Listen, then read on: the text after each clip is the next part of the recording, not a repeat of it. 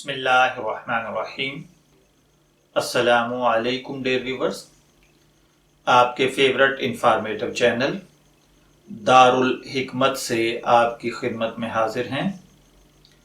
हमारा आज का टॉपिक है कान में दर्द का इलाज। कान में दर्द की मुख्तलिफ वजूहात हैं।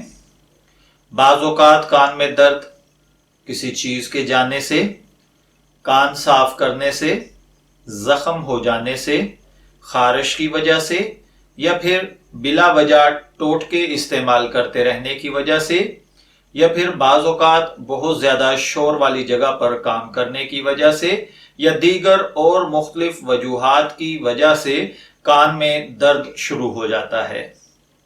अगर आपको कान में दर्द की वजह मालूम है तो सबसे पहले उस वजह को दूर कीजिए और जितना जल्द मुमकिन हो सके किसी अच्छे ENT स्पेशलिस्ट यानी नाक, कान और गले के डॉक्टर को दिखाइए और इसका हल उनसे मशवरे के साथ कीजिए।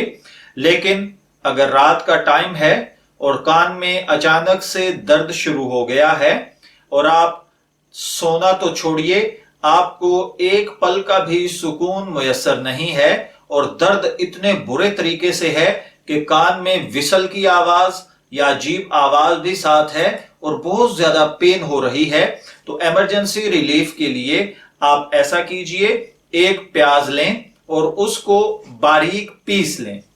पीसने के बाद आप उसमें से जो उसका पानी निकलेगा, सिर्फ उसके 5 कतरे आप अपने कान के अंदर टपका लीजिए।